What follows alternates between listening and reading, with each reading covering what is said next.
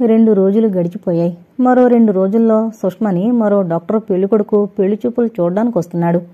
ఆదివారం కావడం వల్ల కామేశ్వరరావు ఇంట్లోనే ఉన్నాడు. తన కోసం ఎవరో రావడం వల్ల ఆఫీసు గదిలో కూర్చుని మాట్లాడుతున్నారు. సుష్మ తన గదిలో కూర్చుని ఇంగ్లీష్ మ్యూజిక్ వింటూ ఉంది. కమల్ వరండాలో కూర్చుని పేపర్ తిరగేస్తున్నాడు. ఇంతలో ప్రహారీ గేటు తీసిన శబ్దమైంది. ఎవరు అంటూ రాజేశ్వరమ్మ వరండాలోకి వచ్చి చూసింది. ఓ 25 ఏళ్ల యువతి సాదా వాయిల్ చీర కట్టుకుని తెల్ల జాకెట్ వేసుకుని పమిట భుజం చుట్టూ తిప్పి పట్టుకుని బిగుతుగా అల్లిన పొట్టి జడ వీపు మీద కేసుకుని లోపలకు అడుగు పెట్టింది. బెరుగ్గా చుట్టూ చూస్తున్న ఆమె అతి సామాన్యురాల్లా కనిపిస్తోంది. ఆమె భుజం మీద చెయ్యాంచి కుంటుతూ నడుస్తూ వస్తున్న యువకుణ్ణి ఆమెను మార్చి మార్చి చూసింది రాజేశ్వరమ్మ. వరండా చివరకు వెళ్ళి అడిగింది, ఎవరు కావాలి మీకు? కామేశ్వరరావు.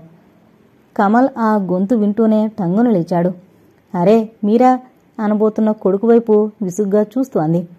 మీ నాన్నగారి కోసం వచ్చారట, వరండాలో కూర్చోమని నాన్నగారికి చెప్పు. కమల్ తలగొక్కున్నాడు. అక్కకి చెప్పాలని ఆతృత పడసాగాడు. కానీ తల్లి కదలనీయడం లేదు. ఇంకేం చేయలేక తండ్రికి చెప్పాడు. నా కోసం వచ్చారా? ఎవరు అంటూ కామేశ్వరరావు వరండాలోకి వచ్చాడు.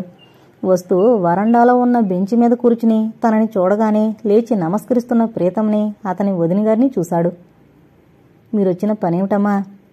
మరండి ఇతను మా మరిదండి. పేరు ప్రీతమండి. నా పేరు అనసూయండి. మా వారి పేరు హనుమంతరావండి. ప్రీతం వదినగారు సంకోచిస్తుందని అన్నగారి పేరు తనే చెప్పాడు. ఆ తర్వాత మళ్లీ అందుకుంది అనసూయ. మాది బందరండి. అవును, సరే, ఇంతకీ మీరొచ్చిన పని ఏంటి అని అడుగుతున్నాను. మేము పెళ్లి సంబంధం కోసం వచ్చామండి. బెరుగ్గా కామేశ్వరరావు గారి వైపు చూస్తూ. పెళ్లి సంబంధమా? ఎవరికి? ఇంకెవరికి? మా మరిదికి. మీ మరిది కోసం మా ఇంటికి రావడం అంటే? మా మరిదికేమండి, ఇంజనీరు డిగ్రీ ఉంది, ఉద్యోగం వస్తుంది, బాత్రూంలో జారిపడ్డాడు గనుక. కానీ లేకుంటే సరిగ్గా నడవగలడండి. రేడియోలో పాడుతూ ఉంటాడండి. చూడండి బాబుగారు, మా మరిది చాలా బుద్ధిమంతుడండి. ఇలాంటి అబ్బాయిని చేసుకున్న ఏ ఆడపిల్లైనా సుఖంగా బతుకుతుందండి. మా ఆయన ఉన్నారండి, ఒట్టి కోపిష్టి. అసలు ఇద్దరు అన్నదమ్ములకి గుణాల్లో పోలికే లేదండి. ఆగండి, ఇంతకీ ఈ వివరాలన్నీ నాకెందుకు చెప్తున్నట్టు? కామేశ్వరరావులో విసుగు ప్రారంభమైంది. మీకు కాకుంటే మరెవరికి చెప్పనండి. మా మరిది సుష్మ ప్రేమించుకున్నారట, పెళ్లి చేసుకోవాలని నిర్ణయించుకున్నారట. ఉద్యోగం రాగానే పెళ్లి మాటలు మాట్లాడాలని అనుకున్నారు. కానీ ఇంతలో మీరు మీ అమ్మాయి సుష్మకి వేరే సంబంధాలు చూస్తున్నారట కదండి. అదంత మంచి పని కాదని మీ అమ్మాయిని మా మరిదికెమ్మని అడగడానికి వచ్చాను. వాళ్ళ అన్నయ్య కూడా రావాల్సిందే, కానీ చెప్పాను కదండి, ఆయన ఒట్టి కోపిష్టని. అందుచేత పిల్లలిద్దరూ చిన్నవాళ్లని, వాళ్ళు నోరు తెరిచి మీ ముందు నిల్చుని చెప్పలేరని, చెప్పినా మీరు వినరని నేను చెప్దామని వచ్చాను బాబుగారు. ఇది సంగతి. అతని అన్నయ్య ఎవరన్నారు? తీక్షణంగా చూస్తూ అడిగాడు కామేశ్వరరావు. అన్నయ్యండి. ప్రీతం మాట పూర్తి కాలేదు. ఇంతలో వాకిట్లో నుంచి సార్ అన్న పిలుపు వినిపించింది. తర్వాత ప్రీతం గొంతు అన్నయ్యండి అన్న మాట వినిపించి ఆశ్చర్యపోయి అర్థం కాక వరండాలోకి తొంగి చూశాడు. అంతే, అక్కడున్న భార్యని తమ్ముడిని చూసి తెల్లబోయాడు. 2 అంగల్లో వరండాలోకి వచ్చాడు హనుమంతరావు. కామేశ్వరరావు తన ప్రశ్నకి వాళ్ళు సూటిగా జవాబు ఇవ్వకపోయేసరికి కోపంతో మండిపడుతూ లేచి నుంచున్నాడు. హనుమంతరావు, వీళ్ళెవరో పిచ్చివాళ్లలో ఉన్నారు, బయట పంపేశాయి అన్నారు. హనుమంతరావుకి శివమెక్కినట్టయింది. ఇక్కడికెందుకు వచ్చారే మీరు? వణుకుతున్న భార్యని తమ్ముడిని చూస్తూ అన్నాడు. మేమండి వీరమ్మాయి సుష్మని మరిదికెమ్మని అడగడానికి వచ్చాం. కాదు, సుబ్బు తనకి తోడు రమ్మంటే వచ్చాను. మీకు చెప్తే వద్దంటారని చెప్పలేదు, ఇంతే. ఒరే సుబ్బు అరిచాడు. ప్రీతం ఇంకెక్కడున్నాడు? వదినగారి చేయి పట్టుకుని లాక్కుని బయటకు తీసుకువెళ్లి అక్కడ ఆగున్న ఆటోలో కోలేసి తను కూర్చున్నాడు. పోనీ బాబు, త్వరగా పోనే, తొందర పెట్టసాగాడు. ఇక్కడ కామేశ్వరరావు మరీ ఆశ్చర్యపోతూ అడిగాడు. ఏంటయ్యా హనుమంతరావు, ఆవిడ నీ భార్యనా? అతను నీ తమ్ముడా? అయితే నా పేరు ఉద్యోగం తెలిసే నా కూతుర్ని అడగడానికి వచ్చారన్నమాట. చెప్పు, వాళ్ళకంత ధైర్యం ఎలా వచ్చింది? నాకు అసలేం తెలీదండి. మీరెందుకో రమ్మని కబురమ్మితే పాత పరిచయం వల్ల వచ్చాను గాని ఇదే నాకు తెలీదండి. నమ్మంటావా? నమ్మండి బాబు, నాకేం తెలీదు. వాళ్ళ తరపున నేను క్షమాపణ అడుగుతున్నాను. సరే, ఆ విషయం వదిలేస్తున్నాను గాని నువ్వు ఆ మధ్య నాతో పనుందని ఓ చుట్టాన్ని తీసుకొచ్చావు చూడు, అతని పని పూర్తి చేశాను అని చెప్పడానికి పిలిచాను. అలాగండి, అతన్ని రమ్మని రాస్తాను. వచ్చేటప్పుడు పప్పులు ఉప్పులు నెయ్యి వగేరా తెమ్మని రాస్తాను. వస్తానండి. హనుమంతరావు వెళ్ళిపోయాడు. రాజేశ్వరమ్మ లోపల నుంచి ఇదంతా చూస్తూనే ఉంది. గదిలో ఇంగ్లీషు మ్యూజిక్ వింటూ ఈ ప్రపంచాన్ని మరిచిన సుష్మకి ఈ విషయం తెలీదు. కామేశ్వరరావు హనుమంతరావు దగ్గర శాంతంగా మాట్లాడాడు గాని లోపల కూతురి మీద కోపంగానే ఉంది. కుంటుకుంటూ నడుస్తూ భయం భయంగా చూసే ఆ అబ్బాయినా సుష్మ ప్రేమించింది. అతనిలో ఏం చూసి ప్రేమించింది? ఉద్యోగమూ లేదు, హోదానా లేదు.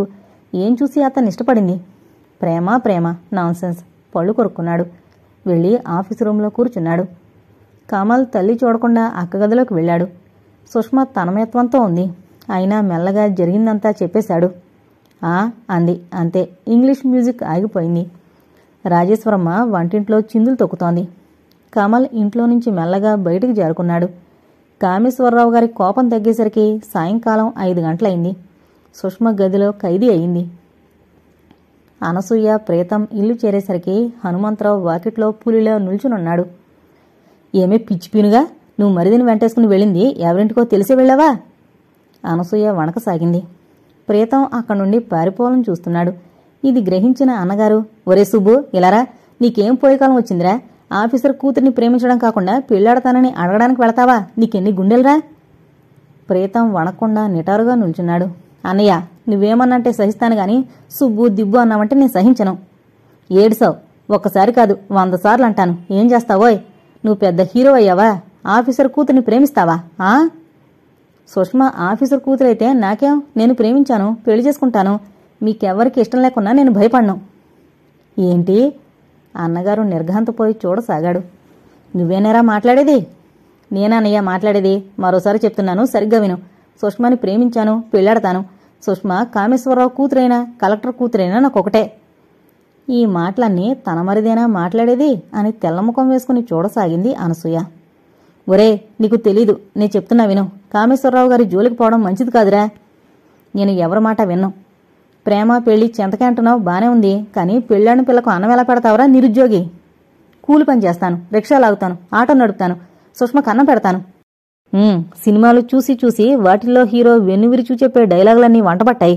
ఇది సినిమా కాదు, జీవితం. చూడు, కూలి పని చేసి రిక్షాలాగి సంపాదిస్తానన్నావే, ఆ పని ముందు చెయ్యి.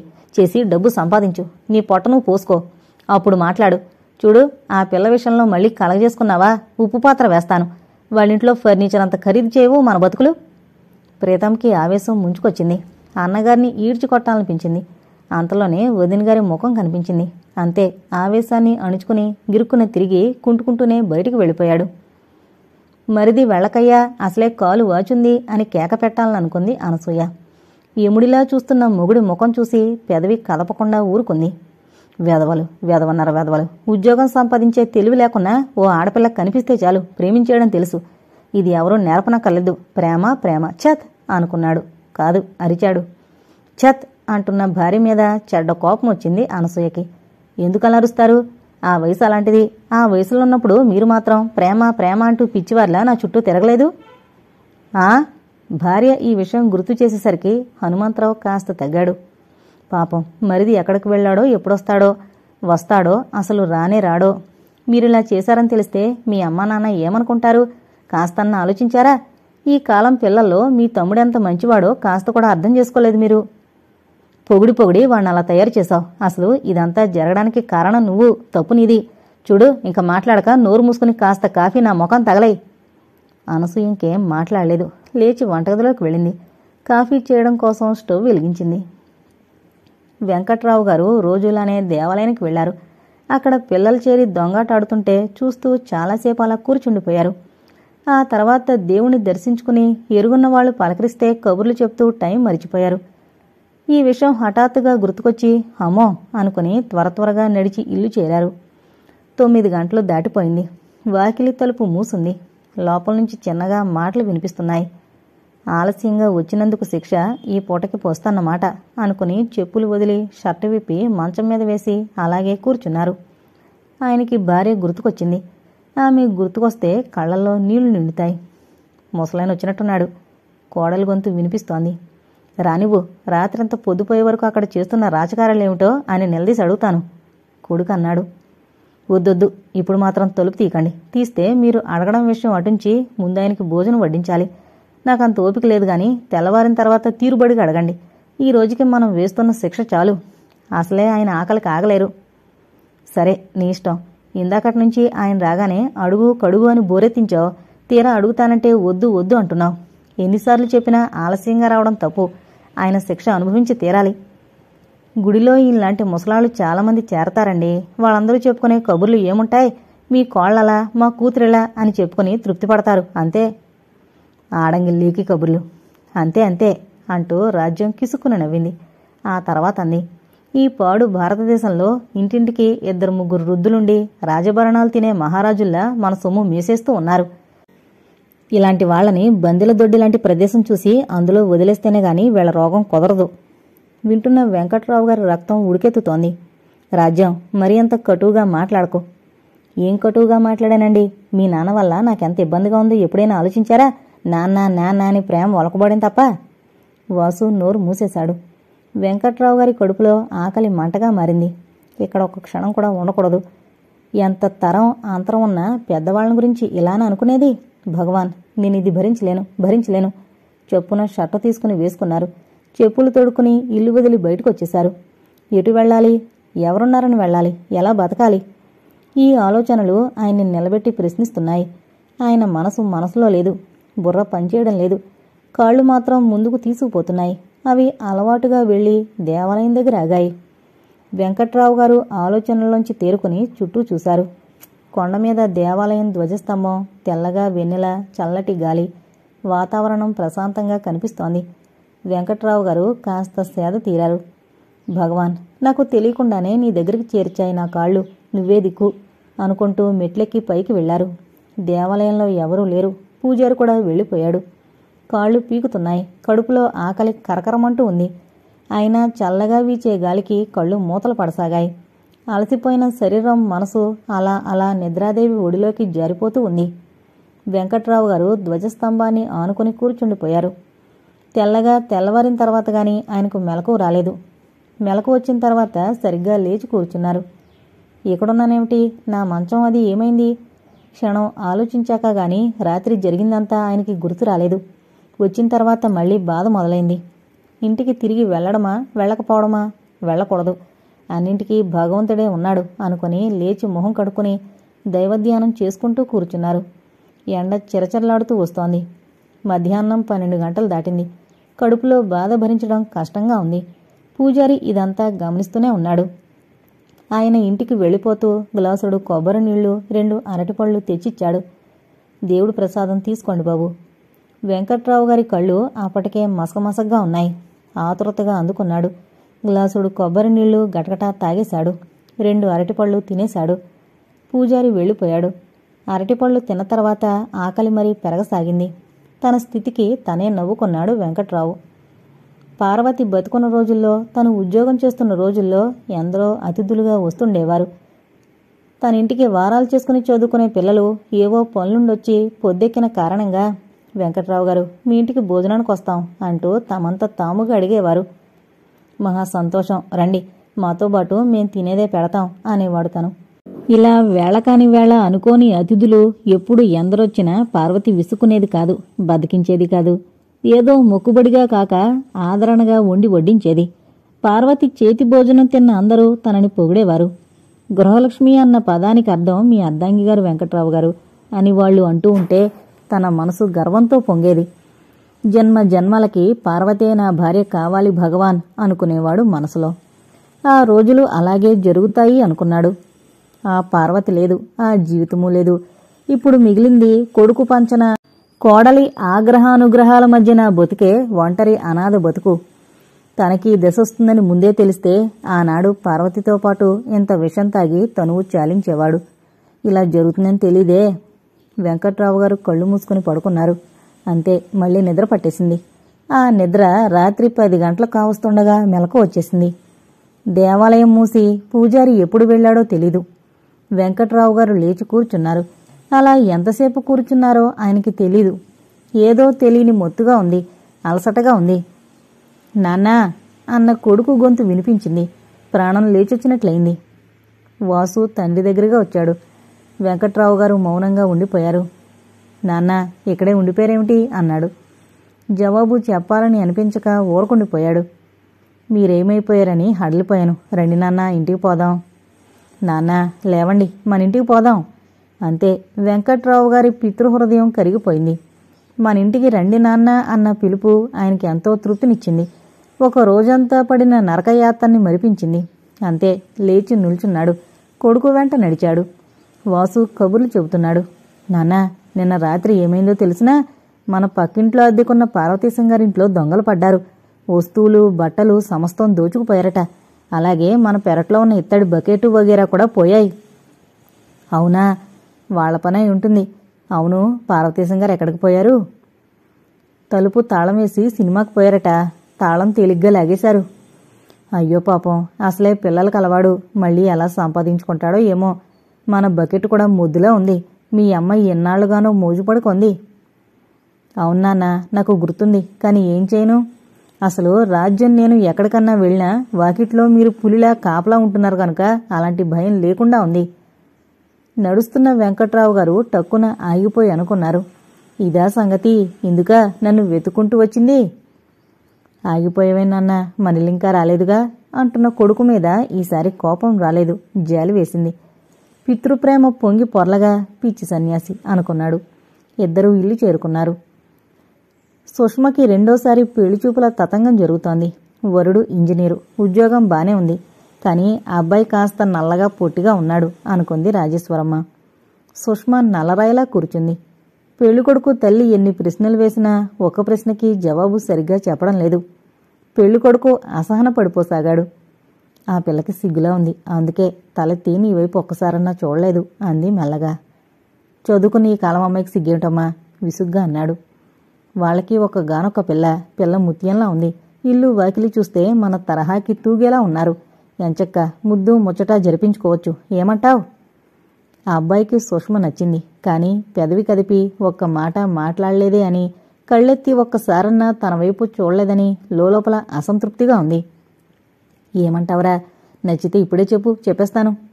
నీ ఇష్టమమ్మా అనేశాడు. తల్లి ఏనుగెక్కినంత సంబరపడిపోయింది. వెళ్ళొస్తాం అని చెప్పింది. వాకిలి వరకు సాగనంపడానికి వచ్చిన మధ్యవర్తి ఏమంటారమ్మా అని అడగగానే ఆ అబ్బాయికి పిల్ల నచ్చింది, మీరు రండి మిగతా విషయాలు అంటూ నానుస్తూ ఆవిడికి నమస్కారం చేస్తూ అన్నాడు. అమ్మా అన్నాడు. అది చాలు, మిగతావన్నీ మీకు నచ్చినట్లు చేయించే ప్రయత్నం నేను చేస్తాను. మీ అబ్బాయి ఈ గేట్లో కాలు పెట్టిన వేళ విశేషం మంచిది. మళ్లీ మళ్లీ వస్తూనే ఉంటారు. ఆయన ఇంట్లో అల్లుడైపోయినట్లే అంటుండగానే కారు వెళ్లిపోయింది. ఆయన లోపలికొచ్చారు. కామేశ్వరరావు గారితో గుసగుసలాడి ఆయన వెళ్లిపోయారు. రాజేశ్వరమ్మ ఆనందానికి హద్దు లేకుండా ఉంది.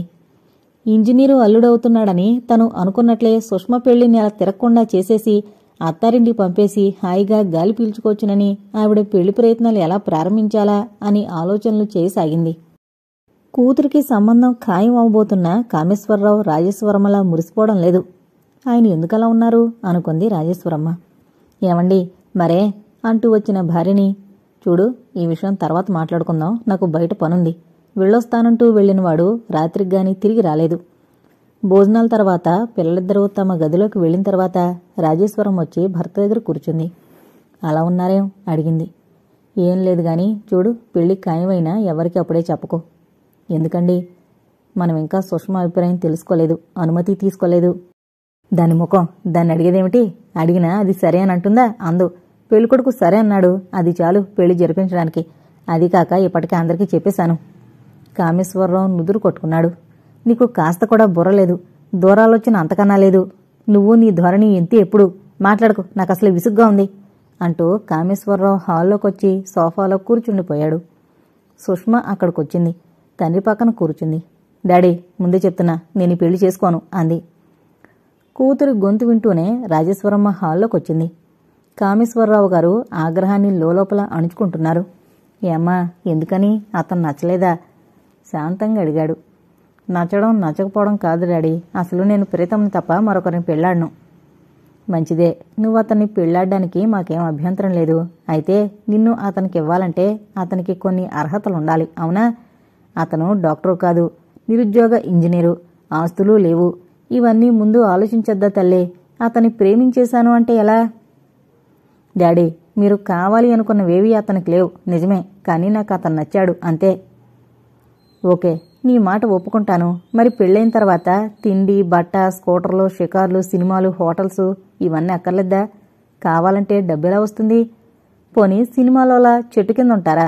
తోటలో పరుగులెత్తుతూ ఆకలి నిద్ర లేకుండా జీవితం గడపగలరా? చెప్పమ్మా.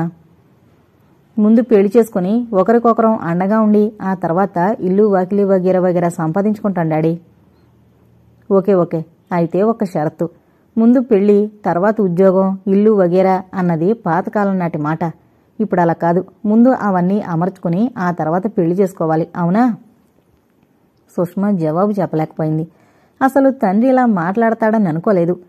ఆయన ఈ పెళ్లి చేసి తీరతాను అంటారనుకుంది. అలా అంటే వెంటనే చెప్పడానికి జవాబు రెడీ చేసుకుంది, నే చస్తే చేసుకోను అని.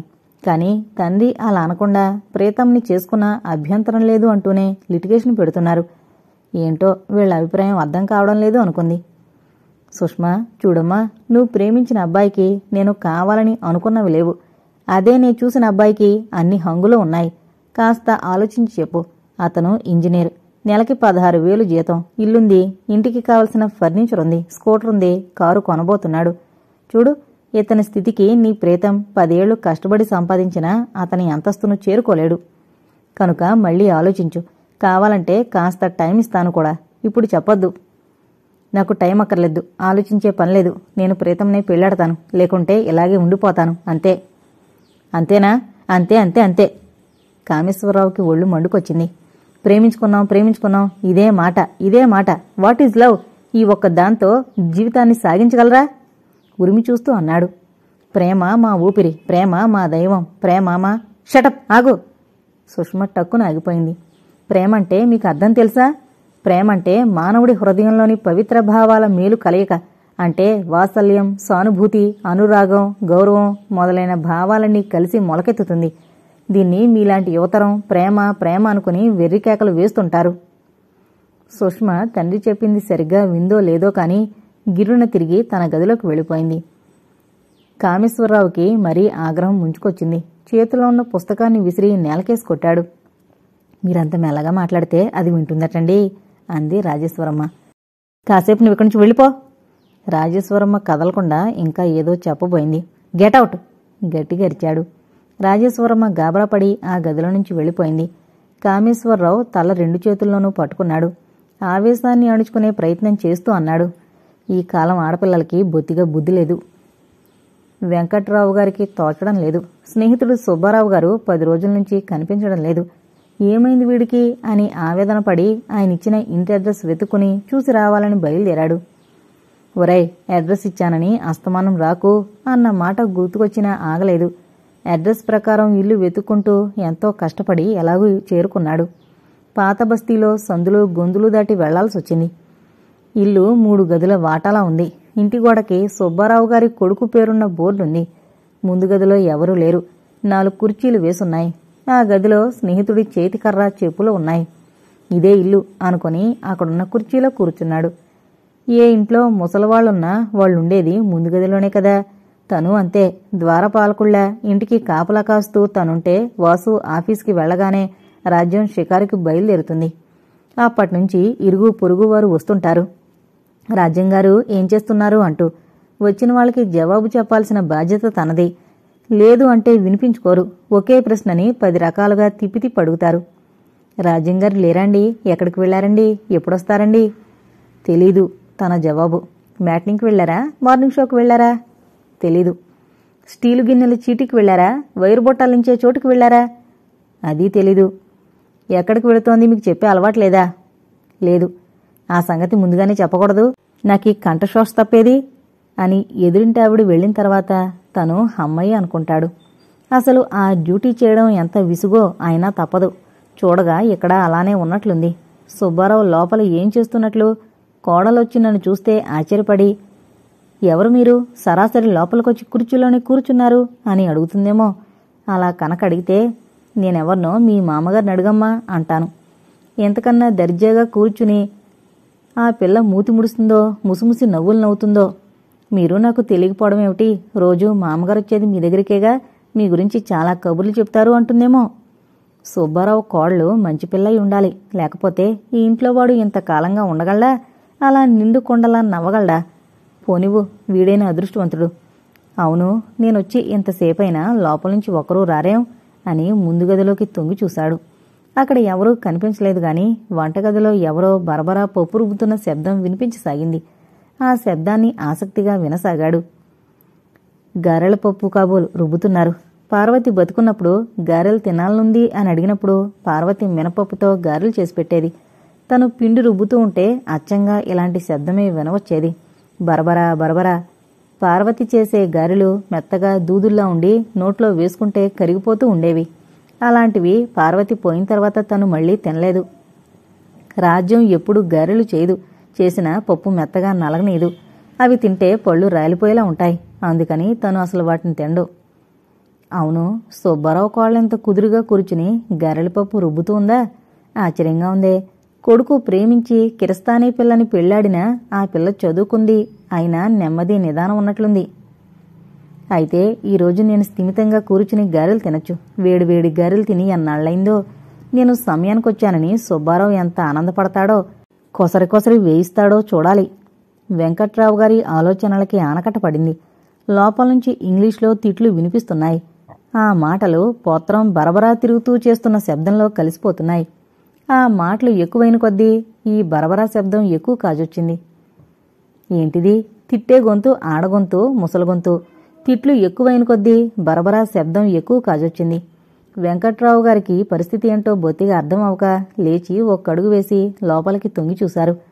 అక్కడ కనిపించిన దృశ్యానికి విభ్రాంతి చెంది మరోసారి కళ్ళు నులుముకుని చూశారు. ఇది కళ నిజమా అనుకొని మరోసారి చూశారు.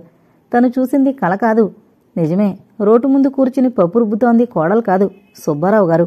ఒళ్లంతా చెమటతో తడిసి ముఖం వాడిపోయి చేతుల్లో శక్తి లేక పళ్ళు బెగబట్టి ఇంకా ఇంకా రుబ్బడానికి ప్రయత్నిస్తున్న ఆయన్ని తిడుతోంది 50 ఏళ్లు పైబడి గౌన్లో ఉన్న ముసలామే. వెంకట్రావు గారికి ఇంకా ఆ దృశ్యాన్ని చూడాలని అనిపించలేదు. ఇంటికి వెళ్ళిపోవాలనిపించింది. గిరున వెనక్కి తిరిగారు. వాకిట్లో ఆటో ఆగిన శబ్దమయ్యి చప్పున కుర్చీలో కూలబడ్డారు. వచ్చింది ఎవరో గాని ఈ ఇంటికే అని తెలుస్తోంది. ఓ 25 ఏళ్ల యువతి వాయిల్ చీర కట్టుకుని ఏవో ప్యాకెట్లు తీసుకుని లోపలికొచ్చేసింది. వెంకట్రావు గారిని చూస్తూనే ఎవరికోసం అంది. నా స్నేహితుడు సుబ్బారావు కోసం. నమస్కారం, కూర్చోండి, మామగారిని పంపిస్తాను అని లోపలికి వెళ్ళింది. మళ్లీ మాటలు వినిపిస్తున్నాయి. మమ్మీ, మీకెన్నిసార్లు చెప్పాను మామగారి చేత అలాంటి పనులు చేయించొద్దని? నీ గుణం మానవు. చూడు, నువ్వెలా చేస్తూనే ఉంటావు కనుక నా ఇంట్లో ఉండద్దు. ఈరోజే నువ్వు డాడీ వెళ్ళిపోండి. మామగారు, సారీ, మీరు చేతులు కడుక్కుని ముందు గదిలోకి వెళ్ళండి. మీకోసం మీ స్నేహితులెవరో వచ్చారు. నేను టీ తీసుకొస్తాను. ఇంకా మాటలు ఆగిపోయాయి. సుబ్బారావు గారు ముఖం చేతులు తుడుచుకుంటూ ముందు గదిలోకి వచ్చారు. సారీరా సుబ్బారావు, సమయం కాని సమయంలో వచ్చినట్లున్నాను. వెళ్ళొస్తానురా. వెళ్లకు, ఎలాగూ వచ్చావుగా, కూర్చో. 15 రోజులుగా నువ్వు రాకుంటే ఏమైపోయావని చూడాలనిపించి. పర్లేదన్నానా, ఉండు, మా కోడలు టీ తెస్తుంది, తాగి బయటికి పోదాం. సుబ్బారావు గారి నోటి నుంచి మాటలు మెల్లగా వస్తున్నాయి. తను అంత క్రితం జరిగిన అవమాన భారాన్ని మింగేయడానికి టైం పడుతోందని అర్థమైన వెంకట్రావు గారు ఏమీ మాట్లాడకుండా కూర్చుండిపోయారు. నీకు స్వాగతం ఇవ్వాల్సిన నేను ఈ ఇంట్లో ఎప్పుడు ఏ పరిస్థితుల్లో ఉంటానో చెప్పలేను గనుకనే నిన్ను రావద్దన్నాను, కానీ మరేం లేదు వెంకు. సారీరా. పర్లేదు అన్నానుగా. స్నేహితుడి చేతిని తన చేతిలోకి తీసుకుని మెల్లగా నొక్కారు. ఇంతలో మేరీ బిస్కెట్లు టీ ట్రేలో తీసుకునొచ్చింది. మేరీ, ఇతని గురించి చెప్పాను కదూ, బాల్యమిత్రుడు వెంకట్రావు. చిన్నప్పుడు కలిసి చదువుకున్న, ఉద్యోగరీత్యా చాలా కాలం విడిపోయి రిటైర్మెంట్ తర్వాత మళ్లీ ఈ ఊళ్ళో కలుసుకున్నాం. మేరీ వెంకట్రావు గారికి నమస్కారం చేసి టీ కప్పుల్లో పోసింది. వెంకట్రావు గారి మనసు అదోలా ఉంది. టీ తాగాలని లేదు. మిత్రుడు బాధపడతాడని, కులం ఏదైనా మంచి మర్యాద ఉన్న మేరీని కించపరచడం ఇష్టం లేక టీ తాగేశారు. మేరీ, అలా వెళ్ళొస్తామమ్మా. మంచిది. ఖాళీ కప్పులు లోపలికి తీసుకువెళ్ళిపోయింది మేరీ. స్నేహితులిద్దరూ ఇంట్లోంచి బయటపడ్డారు.